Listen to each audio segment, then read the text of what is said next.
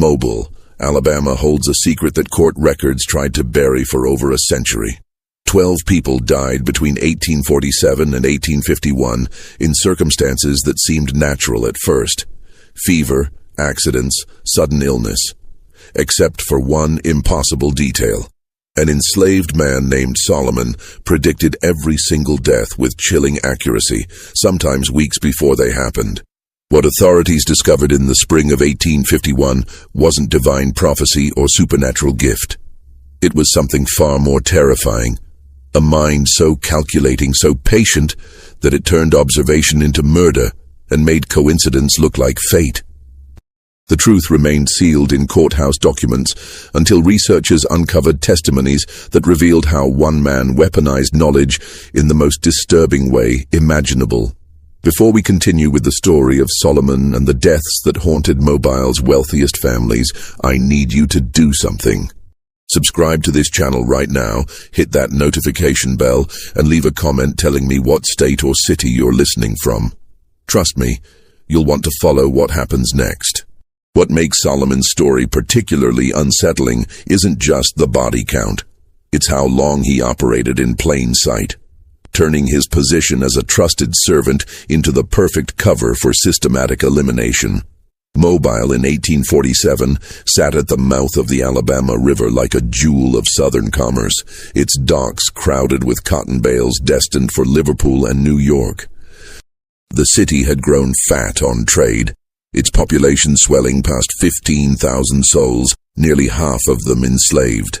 3-story townhouses lined Government Street, their wrought iron balconies overlooking brick sidewalks where merchants argued prices and lawyers hurried between courthouses. The smell of the bay mixed with tobacco smoke from warehouses, and in summer, yellow fever turned the air thick with dread and burning tar. The DeVoe family owned one of the finest houses on Conti Street, a Greek Revival mansion with 6 white columns and gardens that stretched back to an alley lined with servants' quarters. Pierre DeVoe had made his fortune in cotton factoring, handling the crop sales for planters who trusted his connections to northern buyers. His wife, Marguerite, came from New Orleans money, and she ran the household with the precision of a general commanding troops. They owned 23 enslaved people. Field hands at their plantation 10 miles north, and house servants who maintained appearances in town.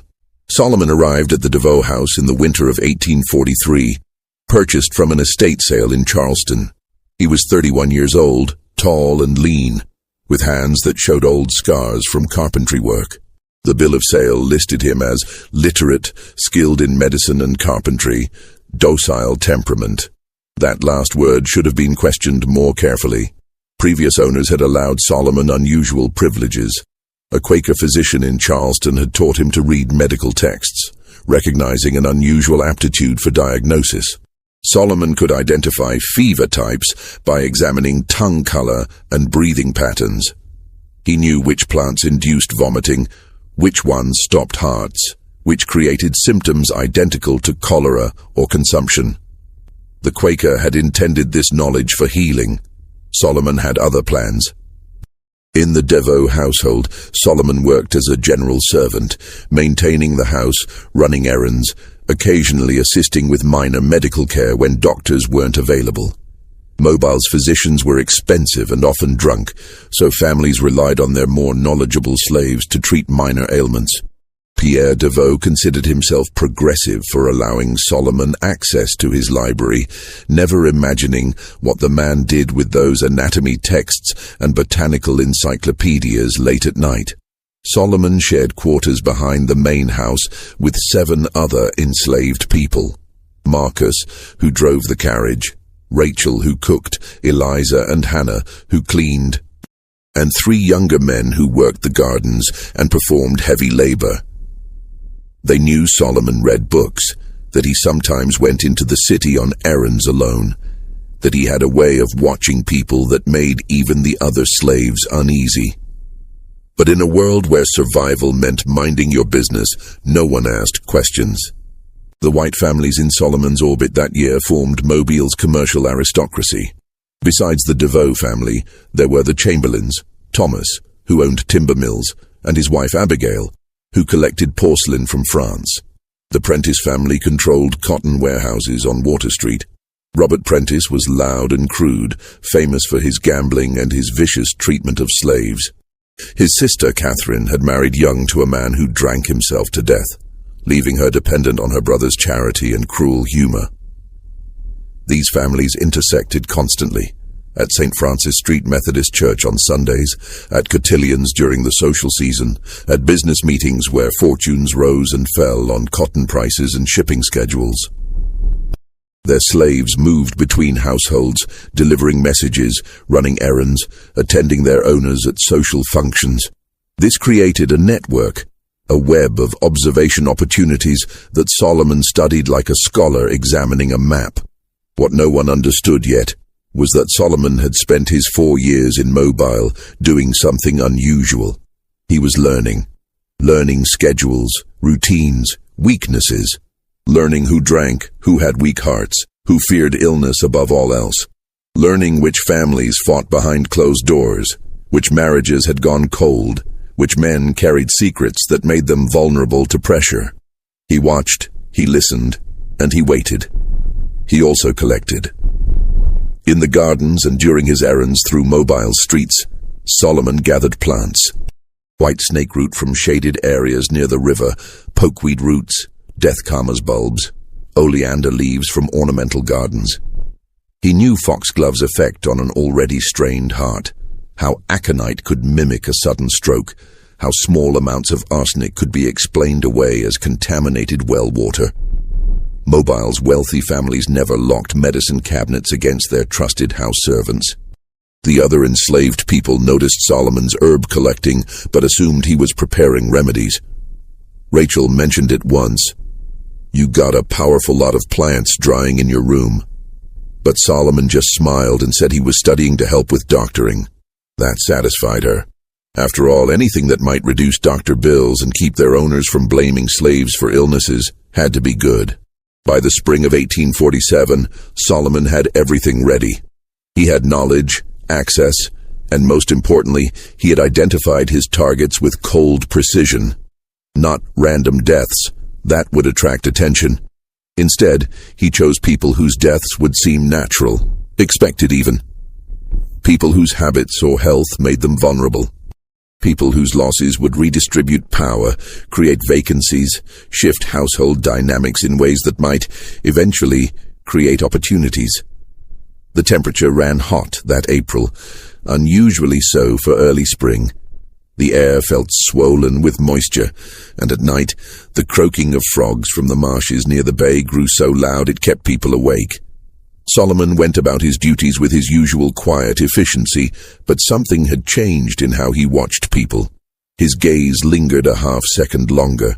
When he served dinner, he noticed everything: who ate what, who drank from which glass, who complained of headaches or stomach troubles. The first death happened on April 23, 1847, and at the time, no one thought it unusual. Thomas Chamberlain collapsed in his study after dinner, clutching his chest and gasping for air. His wife found him face down on the carpet, his lips already turning blue. Dr. Wickham arrived within the hour, but Chamberlain was already dead. The doctor examined the body, noted the man's florid complexion and heavy build, and pronounced it heart failure, common enough in a man of 53 who enjoyed rich food and afternoon cigars. What made the death memorable wasn't the death itself. It was what happened 3 days before. Solomon had been at the Chamberlain house delivering a message from Pierre Deveau about a timber shipment. He'd waited in the servants' entrance, but Thomas Chamberlain had walked past on his way to his study, red-faced and breathing hard after climbing the stairs. Solomon had watched him for a long moment, then said something that the Chamberlain's cook, Mary, would remember later. "That's a dying man," Solomon had said quietly. "His heart won't last the week." Mary had laughed it off. "You don't know that. Mr. Chamberlain's strong as an ox." Solomon had just looked at her with those steady eyes. 3 days, maybe 4. His heart's working too hard. You can see it in how his fingers swell, how his neck pulses. It's going to stop. When Thomas Chamberlain died 3 days later, Mary felt a chill run down her spine. She mentioned it to her mistress, who dismissed it as coincidence. The man had a weak heart, Abigail Chamberlain said. Everyone could see he wasn't well. But Solomon's prediction stuck in Mary's mind like a splinter. The second death came 6 weeks later, in early June. The heat had settled over Mobile like a blanket soaked in warm water. Yellow fever season was approaching, and families who could afford it were already planning to flee to higher ground inland.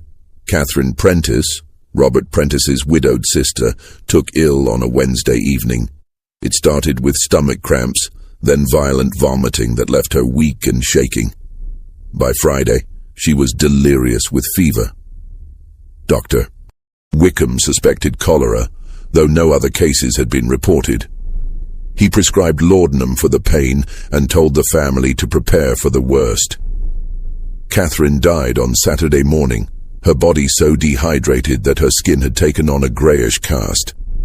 The doctor noted acute gastric distress, possibly cholera or food poisoning, on the death certificate.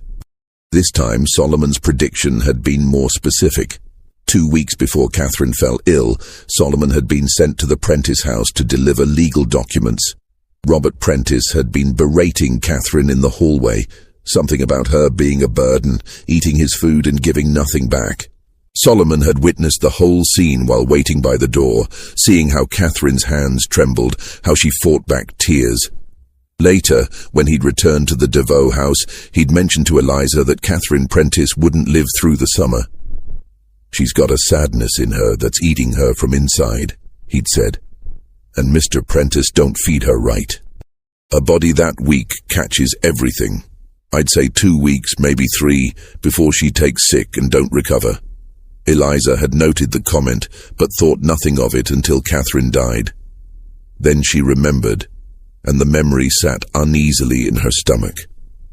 The deaths continued through that summer and into fall, each one seemingly natural, each one predicted by Solomon with unsettling accuracy. In July, a clerk named William Foster, who worked at the cotton exchange, drowned in the bay. He'd been drunk, stumbled off the dock at night, and no one found his body until the next morning. Solomon had told Marcus, the carriage driver, a week before that Foster was living on borrowed time, and that a man who drinks that much near water won't last long. In August, an elderly woman named Mrs. Talbot, who lived 3 houses down from the DeVoe family, died in her sleep. Natural causes, the doctor said. She was 76, after all. But Solomon had mentioned to Rachel 2 weeks earlier that Mrs. Talbot's heart is tired. She'll go quiet one night, probably before September. By the time autumn arrived, Solomon had predicted 5 deaths, and all 5 had occurred within days or weeks of his predictions. The enslaved people in the DeVoe household had started to notice the pattern, though none of them spoke about it directly. There was something about Solomon's predictions that felt wrong, but putting that feeling into words seemed dangerous. In October, something changed. The deaths became more frequent, and Solomon's predictions grew bolder. The whispers started in the quarters behind the big houses, spreading through the network of enslaved people who moved between Mobile's wealthy families like blood through veins. "Solomon sees things," one house servant told another while washing clothes at a communal well. "He's got the sight," an older woman said at the market, shaking her head. "My grandmother had it, knew when death was coming." But others weren't so sure. Marcus, who'd known Solomon the longest, started watching him more carefully. He noticed how Solomon volunteered for certain errands, how he always seemed to know when people were going out, when houses would be empty, when doors would be unlocked. He noticed the herbs Solomon collected, the way he ground them with a mortar and pestle late at night when he thought no one was watching. "Man can't see the future," Marcus said quietly to Rachel one evening, "but he can sure make it happen." Rachel had stared at him, the cooking spoon frozen in her hand. "You saying what I think you're saying?" Marcus didn't answer directly. Instead, he asked, "You ever notice how the people Solomon predicts dying are always people he's been near? People he served food to or brought medicine to or had some reason to be close to?" Rachel remembered the herbs, the powders, the way Solomon sometimes brought tonics to sick people as acts of kindness. The thought that formed in her mind was so terrible she couldn't hold it there long. To even think such a thing was dangerous. If she was wrong, she'd accused an innocent man. If she was right, she knew something that could get her killed. So she did what most enslaved people did when confronted with dangerous knowledge. She stayed quiet and watched. The sixth death came in November, and it struck close to home. Pierre Deveau's business partner, a man named Henri Laurent, died suddenly at age 48. He'd been healthy, robust even, but took ill with what seemed like influenza. Within 3 days, he was dead. The doctor noted sudden respiratory failure and suggested it might have been a particularly virulent strain of lung fever. Solomon had predicted it 2 weeks earlier, mentioning to Pierre Deveau himself that Laurent looked poorly and might want to settle his affairs soon. Deveau had dismissed it as idle chatter, but when Laurent died, he remembered the conversation with a cold prickle of unease.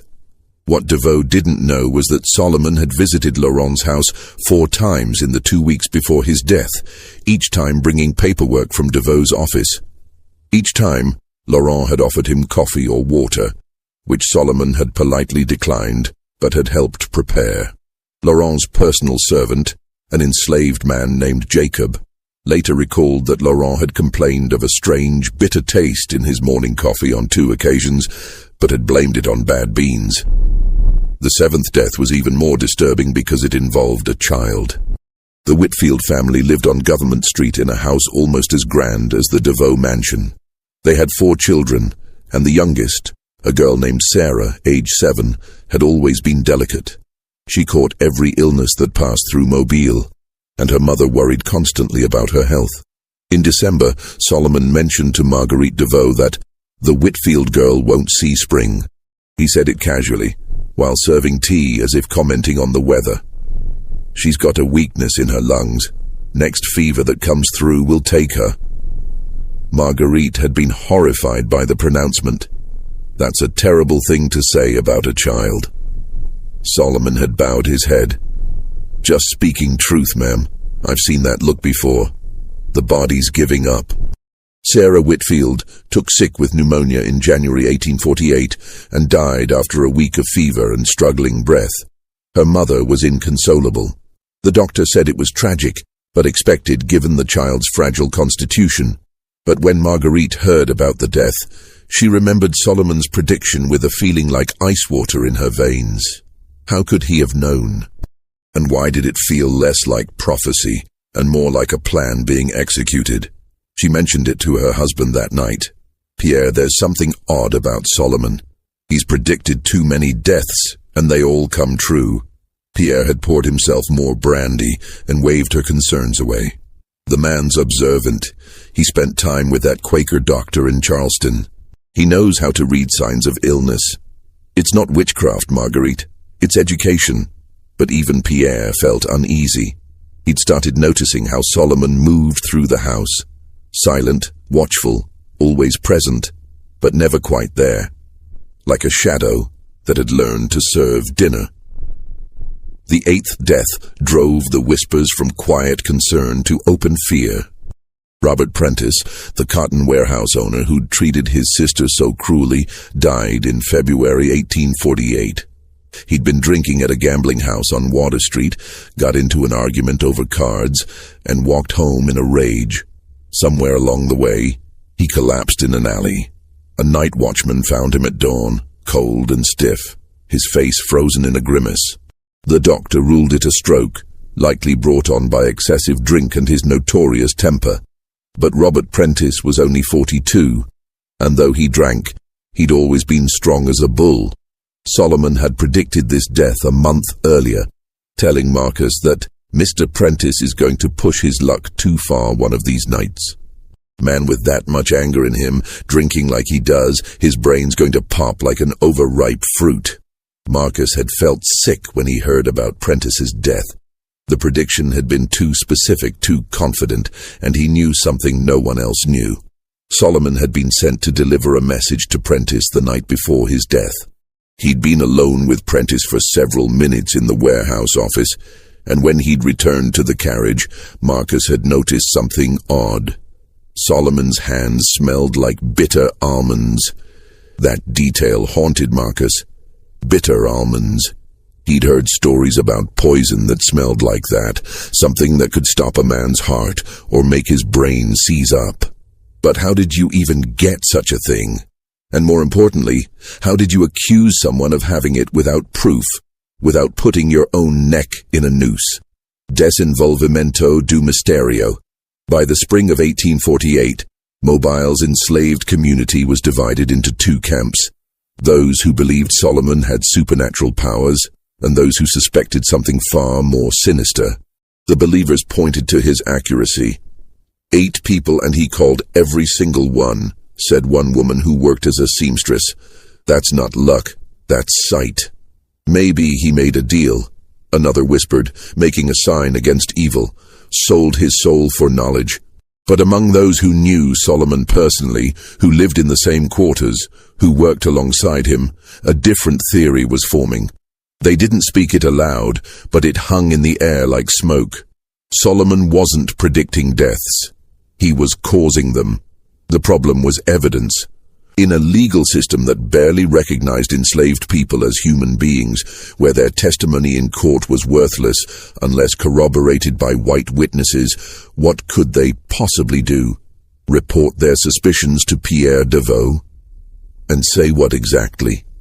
That they thought his trusted servant was a murderer based on herbs and hunches.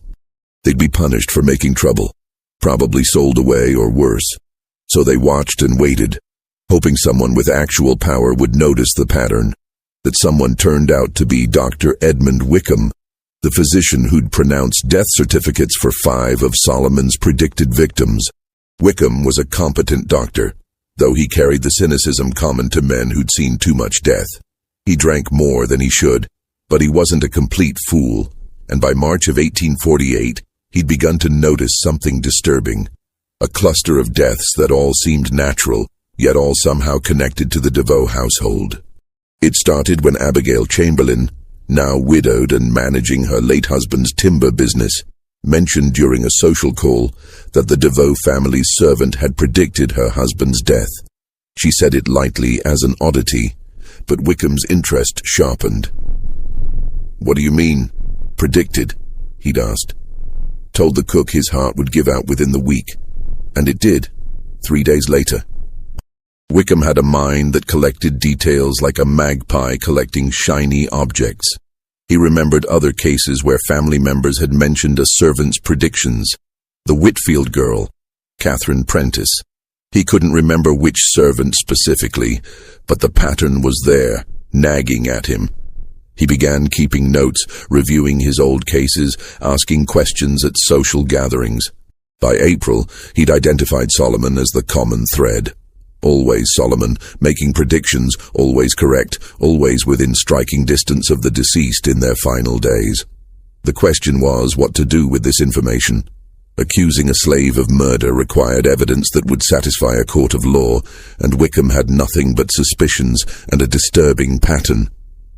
More importantly, making such an accusation would force him to admit he'd missed 8 murders happening right under his nose. His reputation would be destroyed. So Wickham did what many men in his position would do. He tried to catch Solomon in the act. He began attending social functions at houses where Solomon served, watching the man work. He observed how Solomon moved, where his hands went, how he served food and drink. He saw a competent servant who blended into the background, nothing more. But he also noticed something else. Solomon was watching him back. It was subtle. A glance held a second too long, a slight smile when their eyes met across a room. Solomon knew he was being observed, and he didn't seem concerned. In fact, he seemed amused. The 9th death came in May 1848, and it struck at the heart of Mobile's legal establishment. Judge Marcus Finley, who presided over the city's circuit court, died at his home after a brief illness. He'd been 61, complained of chest pains for several weeks, and finally succumbed to what Dr. Wickham diagnosed as heart disease. A natural death, entirely explicable for a man of his age and habits. except that Solomon had predicted it 5 weeks earlier, mentioning to Pierre Deveau that Judge Finley wouldn't live to see his daughter's wedding in June. Pierre Deveau finally took notice. He called Solomon into his study the day after Finley's funeral and confronted him directly. "How did you know?" Deveau demanded. "How did you know about Judge Finley and the Chamberlain girl and all the others?" Solomon had stood with perfect posture, his face carefully neutral. "I observe, sir. When you learn to read signs of illness, you see patterns others miss. Judge Finley had the look of a man whose heart was failing. Anyone trained in medicine could have seen it. But you're not a doctor," Deveau said. "You're a slave who learned some medicine from a Quaker. That doesn't give you the power to predict when someone will die down to the weak." "No, sir," Solomon agreed. "But it gives me the ability to see death coming when others don't want to look." There was something in how he said it, something that made Deveau's skin prickle. Not defiance exactly, but a kind of quiet confidence that didn't belong in a slave speaking to his master. It felt like a challenge wrapped in obedience. Deveau dismissed him, but couldn't shake the conversation. That night he mentioned it to Dr. Wickham at the Mobile Gentlemen's Club, and for the first time, the two men compared notes systematically. 9 deaths, 9 predictions, 9 perfect hits. "It's impossible," Deveau said, but his voice carried doubt. "Not if he's making them happen," Wickham replied quietly. They stared at each other across the table, the magnitude of the accusation settling between them like something physical.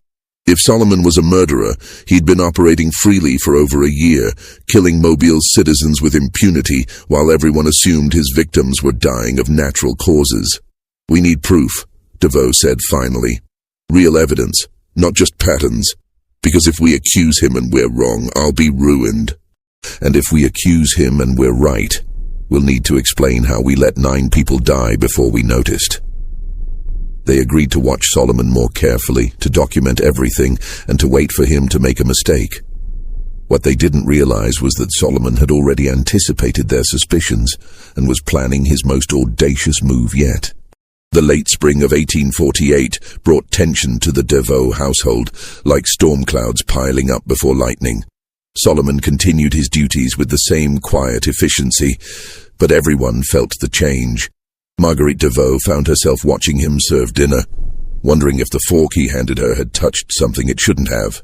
Pierre began locking his medicine cabinet and checking the contents each night. Dr. Wickham visited more frequently, always observing, always taking notes. The enslaved people in the household felt the pressure worst of all. They knew something was coming. They could see it in the white folks' nervous glances, in how Solomon had grown even quieter than usual, in how the air itself seemed to hold its breath. Rachel finally broke the silence one night in the quarters. "Solomon, they're watching you. Whatever you've been doing, you need to stop."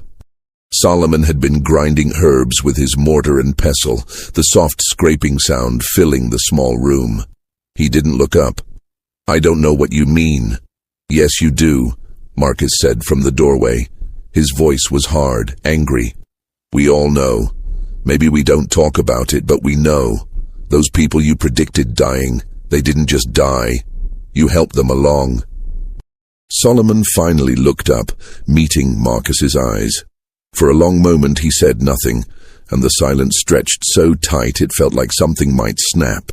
"You think you know," Solomon said quietly, "but you don't understand what it's like to watch people who own you act like gods. To see them destroy lives on a whim, to watch them grow fat while others starve, to listen to them preach about mercy in church and then come home and beat people for breaking a dish. So you killed them?" Rachel's voice shook. "You just decided who deserved to die." "I decided," Solomon said, and there was something terrible in his calmness, "that if I'm going to be property, if I'm going to serve their food and wash their clothes and listen to their secrets, then I might as well be useful in my own way. Every person I've helped along was someone who made the world worse by breathing in it." "That's not your choice to make," Marcus said, but his voice lacked conviction. Because the truth was, every enslaved person in that room had fantasized about the deaths of their oppressors. Solomon had just made those fantasies real. "It's not about choice," Solomon replied. It's about possibility. They gave me knowledge, access, trust. They taught me medicine so I could help them, never thinking I might use it for anything else. That was their mistake. And now? Eliza asked quietly. What happens now that they suspect? Solomon smiled, and it was the most frightening thing any of them had ever seen, not because it was cruel, but because it was genuinely amused. Now I give them exactly what they expect. The 10th death came 2 weeks later, and it changed everything. Dr. Edmund Wickham himself fell ill on a Tuesday morning in early June. It started with dizziness, then nausea so severe he could barely stand. By Wednesday, he was bedridden with symptoms that resembled severe food poisoning, vomiting, diarrhea, fever, weakness. His wife called in another physician from Montgomery, but by Thursday, Wickham's kidneys were failing. He died on Friday afternoon, and with his last rational moments, he managed to tell his colleague something. Check Solomon, the DeVoe slave, poisoner. But the words came out slurred and desperate, the ravings of a dying man in delirium. The Montgomery physician nodded soothingly and noted acute renal failure, possible arsenic poisoning, on his preliminary findings, but he had no proof of how such poisoning might have occurred. What made Wickham's death particularly damning was the timing. Solomon had predicted it 3 weeks earlier, mentioning casually to Marguerite DeVoe that Dr. Wickham looks poorly lately. All that drinking takes a toll. I wouldn't be surprised if his kidneys give out before summer. When Wickham actually died of kidney failure, panic rippled through Mobile's upper class. Pierre DeVoe went to the sheriff that very day, bringing his concerns about Solomon and the pattern of deaths. The sheriff, a practical man named James Cartwright, listened with growing unease. You're saying your slave has murdered 10 people over the past year, and you're only now reporting it? I didn't know, DeVoe said desperately. None of us knew. The deaths seemed natural. It's only when you look at the pattern that you see something's wrong. Cartwright drummed his fingers on his desk. Pattern isn't evidence. We need proof. Witnesses, poison found in his possession, something concrete. Otherwise, you're asking me to hang a man based on coincidence. Dr. Wickham suspected him, DeVoe insisted. He was investigating when he died. Which makes it convenient, doesn't it? Cartwright said dryly. The man investigating gets poisoned? That's either the worst luck in the world or the boldest murderer I've ever heard of. They decided on a search of Solomon's quarters that evening. Cartwright, DeVoe, and 2 deputies arrived just after sunset, entering the small room behind the main house where Solomon slept. What they found made their blood run cold. Hidden under the floorboards beneath his bed, jars of dried plants, aconite, white snake root, death commas, oleander, powdered substances wrapped in paper packets, a small ledger with dates, names, and cryptic notes written in careful script. The handwriting was educated, precise, nothing like what they expected from a slave. Just when we thought we'd seen it all, the horror in Mobile intensifies. If this story is giving you chills, share this video with a friend who loves dark mysteries, hit that like button to support our content, and don't forget to subscribe to never miss stories like this. Let's discover together what happens next, because Solomon's ledger contained something even more disturbing than his collection of poisons. The ledger told a story of meticulous planning that spanned not 1 year, but nearly 4, starting from the month Solomon arrived in Mobile. The first pages contained observations, nothing more. Notes about routines, health conditions, family relationships, weaknesses. TC complains of chest pains, drinks heavily, stares make him breathless. CP, malnourished, brother treats her cruelly, prone to stomach ailments. RP drinks, violent temper, walks alone at night. The middle pages showed the planning phase.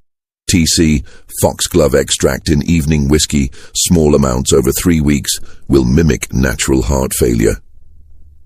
CP, white snake root in milk, symptoms identical to cholera. RP, aconite in wine, rapid action, resembles stroke or seizure. The final pages were even more chilling. They contained predictions written weeks or months before the actual deaths, with spaces left for the date of death to be filled in later. Every single one had been filled in, the dates matching exactly with when each person had died. But the last entry is what made Sheriff Cartwright's hands shake as he read by lamplight. E.W. Arsenic compound. Gradual administration over 2 weeks. Kidney failure. Will die week of June 10th. Final obstacle removed. Below that, 2 more entries remained. P.D. Pending. M.D. Pending. Pierre Deveau felt ice water flood his veins as he recognized the initials. His own name and his wife's. He was planning to kill us, Deveau whispered. Me and Marguerite. We were next. Solomon was arrested that night without resistance. In fact, he seemed to have been waiting for them, sitting on his bed fully dressed when they burst in with lanterns and weapons. He didn't fight, didn't plead, didn't even seem surprised. "Where's the poison you were going to use on Mr. and Mrs. Deveau?" Cartwright demanded. Solomon just smiled. "Already in the house. You'll never find it." They tore the Deveau house apart over the next 3 days. They searched kitchen stores, medicine cabinets, wine cellars, sugar bowls, tea canisters, everything Solomon might have touched. They found nothing. Either he was bluffing, or he'd hidden it so cleverly that it would only be found when it was too late. Pierre Deveau refused to eat or drink anything from his own house for 2 weeks, living on food prepared at hotels and delivered by people he trusted. Marguerite developed such severe anxiety that she began seeing threats in every cup of tea, every meal, every glass of water. They hired food tasters, posted guards, and still couldn't shake the feeling that death was waiting in their own home, patient and invisible. Solomon's trial began on June 30th, 1848, in the same courthouse where Judge Finley had once presided. The proceedings drew crowds that packed the gallery. Wealthy families whose friends and relatives had died, curious onlookers fascinated by the sensational case, and enslaved people who watched silently from the segregated section, their faces carefully neutral. The prosecution's case was built on the ledger, the collection of poisons, and testimony from the enslaved people in the Deveau household. Rachel testified about the herbs she'd seen Solomon collecting. Marcus described the bitter almond smell on Solomon's hands the night before Robert Prentice died. Eliza recounted his predictions and how they'd all come true with impossible accuracy. But the most damning testimony came from Jacob, the enslaved man who'd served Henri Laurent. He admitted under oath that Solomon had prepared Laurent's coffee on 2 separate occasions, and that Laurent had complained of bitter taste both times. He'd said nothing at the time because he'd been afraid, and because who would believe a slave's suspicions? The defense, a young attorney named Philip Hastings, appointed by the court, argued that the evidence was circumstantial. Yes, Solomon had plants and substances, but he'd been taught medicine and was known to prepare remedies. Yes, he'd made predictions, but they could be explained by medical observation. The ledger could be interpreted as medical notes rather than murder plans. "Where are the witnesses who saw him administer poison?" Hastings argued. "Where is the direct evidence linking these substances to any of the deaths? We have pattern and suspicion, but we do not have proof beyond reasonable doubt." On the trial's 3rd day, Solomon himself took the stand, a rare occurrence for an enslaved person, but one the prosecution pushed for because they wanted his confession on record. The prosecutor, a stern man named Wallace Breckenridge, approached Solomon with the ledger in hand. "Did you write this?" "Yes," Solomon said calmly. "And these entries here, TC foxglove extract, CP white snake root, RP aconite. What do they mean?" Solomon looked directly at the jury, and when he spoke, his voice was clear and educated, shocking many in the courtroom who expected broken English and deference. "They mean exactly what you think they mean," Solomon said. "I studied each person, I learned their weaknesses, and I used that knowledge to remove them from the world." A murmur rippled through the courtroom. Hastings tried to object, but Solomon continued. "Thomas Chamberlain worked his field slaves to death and laughed when they dropped from exhaustion. Catherine Prentice suffered years of abuse from her brother, and no one helped her. Robert Prentice was a monster who'd beaten 3 slaves to death and faced no consequences. Judge Finley sent men to the gallows for stealing bread while letting wealthy criminals walk free. Dr. Wickham was getting too close to the truth, so he had to go. And the others? Breckenridge demanded. William Foster? Mrs. Talbot? The Whitfield child? Solomon's expression flickered for the first time, something like regret crossing his face. Foster was a witness who saw me near the Prentice warehouse. Mrs. Talbot was kind, but she was too observant. She'd noticed my herb gathering and was asking questions. The Whitfield girl. He paused, and for a moment the courtroom held its breath. That was a miscalculation. I'd intended to target her father, who owed money to Mr. DeVoe and was planning to flee without paying. The dosage was meant for an adult. I regret that error. The courtroom erupted. People shouted, cried out. The judge hammered his gavel for order. In the gallery, Amelia Whitfield had to be restrained by her husband, screaming accusations at Solomon while tears streamed down her face. When order was finally restored, Breckenridge asked the question everyone wanted answered. Why? Why did you do this? Solomon's answer was delivered with such calm rationality that it was somehow more disturbing than rage would have been. Because I could, he said simply. You people gave me knowledge and never thought I'd use it against you.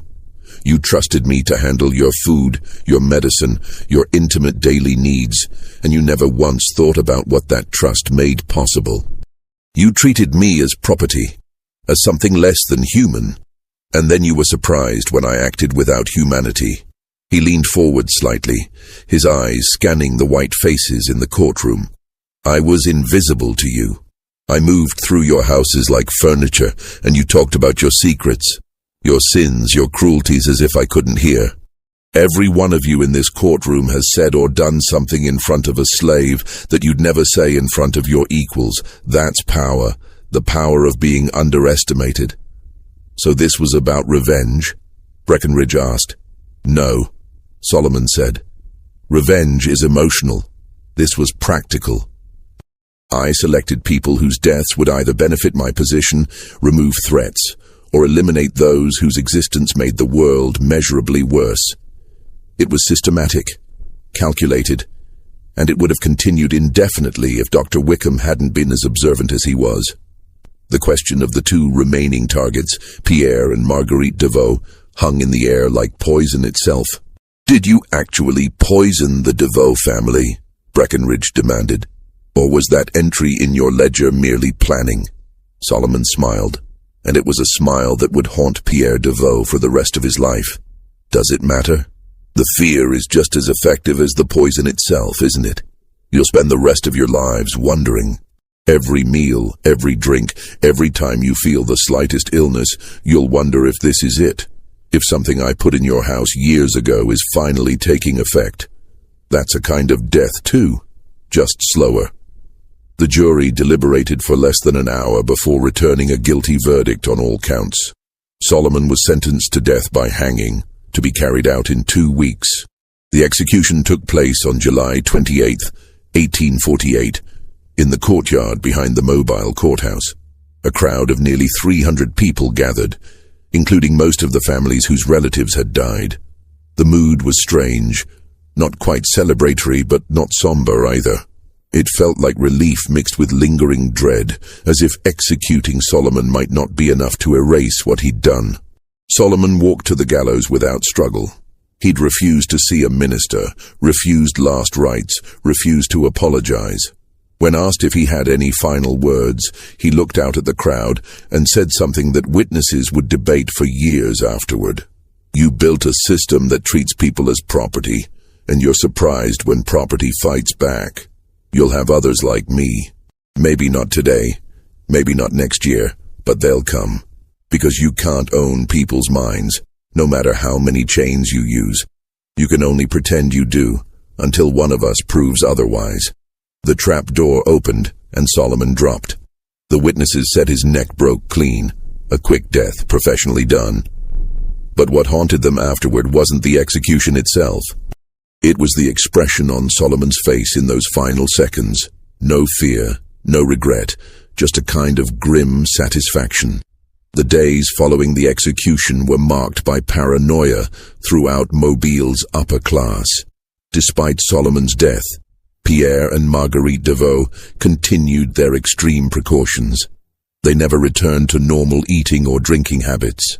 Within 2 years, they sold the house on Conti Street and moved to Virginia, unable to shake the feeling that something Solomon had planted was still waiting in their home. The enslaved people in Mobile reacted to Solomon's execution with complicated emotions. Some saw him as a monster who'd killed indiscriminately. Others saw him as something else. Not a hero exactly, but a demonstration of power in a system designed to deny them any power at all. They didn't speak about it openly, couldn't in the world they lived in, but the story of Solomon spread through the enslaved community like wildfire. It was told in whispers, in coded language, always with the understanding that speaking too freely could be dangerous. Sheriff Cartwright ordered autopsies on 4 of Solomon's suspected victims, exhuming bodies to test for poison. The results were inconclusive. Arsenic and other toxins break down over time, and the testing methods of 1848 were crude at best. They found elevated levels of certain compounds in 2 bodies, but not enough to prove definitively that poisoning had occurred. This uncertainty became Solomon's final revenge. Without definitive proof, every natural death in Mobile for the next several years was viewed with suspicion. Did the person actually die of fever? Or had Solomon managed one more murder before being caught? Had he really poisoned the Deveau family, or was that just psychological torture? The lack of certainty was, in some ways, worse than the deaths themselves. The ledger became a source of morbid fascination. Scholars and lawyers studied it, noting the precision of Solomon's handwriting, the intelligence of his planning, the chilling rationality of his notes. It challenged the comfortable narrative that enslaved people were simple, childlike, incapable of complex thought. Here was evidence of a mind that had outmaneuvered Mobile's entire medical and legal establishment for over a year. Dr. Wickham's replacement, a younger physician named Robert Marsh, made a point of studying the case thoroughly. He published a paper in a medical journal about the difficulty of detecting certain plant-based poisons, using Solomon's methods as examples. The paper was controversial. Some doctors accused Marsh of giving poisoners ideas, but it improved understanding of toxicology and prompted better documentation of suspicious deaths. The other enslaved people in the Deveau household were interviewed extensively, but not charged. Authorities accepted their testimony that they'd suspected something, but had been afraid to speak. Rachel, Marcus, Eliza, and the others were sold to different families, scattered across Alabama and beyond. None of them ever spoke publicly about Solomon again, but family histories passed down through generations suggest they carried complex feelings about him for the rest of their lives. The white families who'd lost loved ones found themselves in an uncomfortable position. To acknowledge that their deaths were murders meant admitting they'd been fooled by someone they'd considered inferior. It meant admitting that the system they'd built, one that gave them total power over other human beings, had vulnerabilities they'd never imagined. Some chose to continue believing their relatives had died naturally, finding that easier than accepting the truth. The Deveau house on Conti Street stood empty for 3 years before being sold to a family from Mississippi who knew nothing of its history. But even they felt something wrong about the place. The wife reported feelings of unease in the kitchen, and they hired new servants rather than bringing the previous staff back. They stayed only 5 years before moving on. Mobile itself changed in subtle ways after Solomon's case.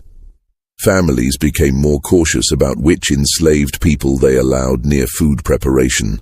Some stopped the practice of having literate slaves entirely, fearing that education would lead to similar tragedies. Others went the opposite direction, arguing that better treatment would prevent resentment from building to murderous levels. Neither approach addressed the fundamental injustice that had created Solomon's rage in the first place. The case resurfaced briefly during Reconstruction when formerly enslaved people began testifying about their experiences. A few elderly witnesses who'd known Solomon spoke about him in interviews, describing a man who'd been brilliant, cold, and frightening.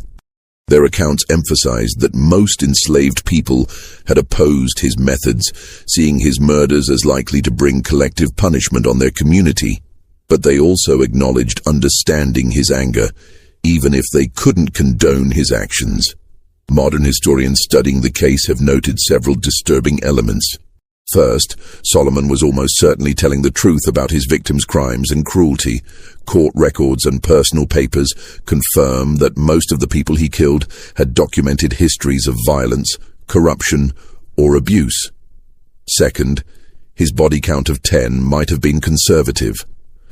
Several other suspicious deaths occurred in Mobile during the same period, and while Solomon never confessed to more than 10 murders, some researchers believe he may have been responsible for additional killings that were never connected to him. Perhaps most disturbing is the question of the DeVoe family. Pierre DeVoe died in 1856 of a lingering illness his doctors couldn't diagnose. His symptoms, gradual weakness, organ failure, were consistent with slow-acting poisoning. Marguerite lived longer, dying in 1872, but she suffered from mysterious ailments throughout her life that no physician could successfully treat. Whether Solomon actually did poison them, or whether fear and stress destroyed their health naturally, remains unknown. The courthouse where Solomon was tried still stands in Mobile, now a museum. The ledger is preserved in its archives, displayed behind glass, its pages yellowed but still legible. Visitors who read it describe feeling deeply unsettled, not by gore or violence, but by the clinical precision of the handwriting, the methodical planning, the absolute lack of remorse. It's a reminder that intelligence and education can serve any purpose, that knowledge is not inherently moral, and that systems of oppression create pressures that can explode in terrible ways. The story of Solomon and his 12 predictions, 10 confirmed deaths, 2 that remained forever uncertain, became a cautionary tale told in different ways, depending on who was telling it. To some, it was a story about the dangers of educating slaves. To others, it was a story about the inevitable consequences of dehumanizing people. To still others, it was simply a story about an exceptionally intelligent psychopath who happened to be enslaved. But the real horror of Solomon's story isn't the murders themselves. It's how easily he operated, how perfectly he understood the blind spots in the system that enslaved him, and how he used trust and underestimation as weapons. He moved through Mobile's wealthiest homes as invisible death, and no one noticed until he wanted them to. The final word on the case might belong to Solomon himself. When Philip Hastings visited him in his cell the night before the execution, the attorney asked one last question. Do you regret any of it? Solomon had thought for a long moment before answering. I regret the child, he said. That was sloppy, but the others? No. They created me through how they treated people. I was just the consequence they refused to see coming. Whether you view Solomon as a murderer, a victim who became a monster, or something more complicated than either label can capture, his story remains one of the most disturbing episodes in Mobile's history. Not because of supernatural horror or inexplicable evil, but because every element of it was terribly, realistically human. This mystery shows us that the most frightening monsters aren't supernatural. They're the ones we create through cruelty and then fail to recognize until it's too late. What do you think of this story? Do you believe everything was revealed? Could there have been more victims we never knew about? Leave your comment below with your thoughts. If you enjoyed this tale and want more historical mysteries that'll keep you up at night, subscribe, hit the notification bell, and share this with someone who loves dark stories from America's past. Thanks for listening, and I'll see you in the next video.